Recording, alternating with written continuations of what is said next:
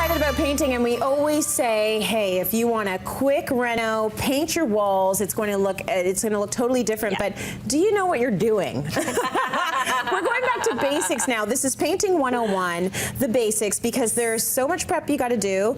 There are things you need to consider so that when you get the end result, it looks good and it looks smooth and you've used all the right tools. Absolutely. We always say it's a good 60% of the job is the prep before you actually do the painting. So I thought let's show that. So imagine you've done a beautiful gallery wall like Brian was just showing, but then you want to repaint your walls. You have to do some patching unless you're going to hang them up in the exact same spot.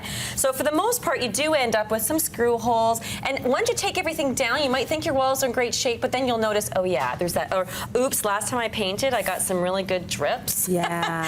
And you know, if you don't deal with it right away, this is your chance to fix that, because the smoother finish that you have, the smoother the finish is going to be at the end when you've painted. So we'll just take our simple putty knife, quickly. When you've got a big hole like this, you might have to do this a couple of times and sand, just to make sure you get the putty in there. But so you want to fill all of the holes, anything you've got there to make it as flat as possible. Exactly. The surface. Now when you're putting the putty on, you don't have to be super careful, because you can put a second coat on and you want to sand it in between. So right now I'm going to let that dry, and we're going to work on the drips. So again, this is something there, if they're really bad, you want to take a really good scraper and you want to scrape, oops, you don't want to go right into your drywall, or else you need the putty.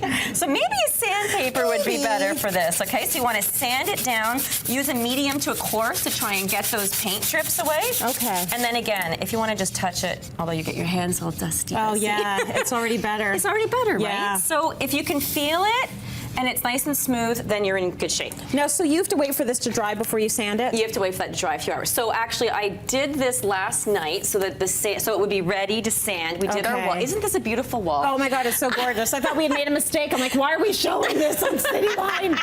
But this is how it's going to look, right? This is what you want to do. So you can see all the scrape areas, the sand areas where there's any imperfection, and these walls get painted 3 times a week. So these are in really rough shape. Hopefully yours aren't like that at home. Right. But basically you want to sand all of the putty. And one of the big mistakes people make is not sanding it down and then painting right over it. So it's really important. It's going to be bumpy if you do that. Yeah, and it's really just a quick sand like that. Yeah. Now, ideally, I would say rinse up or mix up a concentrated amount of TSP with water and clean your whole wall. Not everybody will do that. At the very least, take a damp rag and go over the areas that you sanded, because again, that dust residue will get into your paint and it will make it bumpy. Right. So we've done that. You've now got spackle on the wall, plus you've got your previously painted coat. So it's always a good idea to take a good primer like Benjamin Moore's Fresh Start and just go over the area where the spackle is, because basically you're just sealing it. You're not trying to hide it, so don't put it on thick. Okay. The primer is more, in this case, it's like a sealer, and we just want to make that surface the same porosity as the painted surface around. Oh, I see. Does that make sense?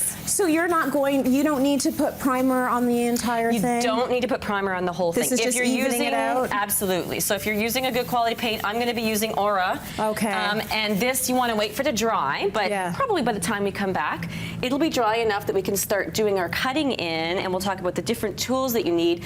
But again, it's getting that surface as perfect as you can before you start. So that when you apply that paint, it is smooth like butter. Exactly.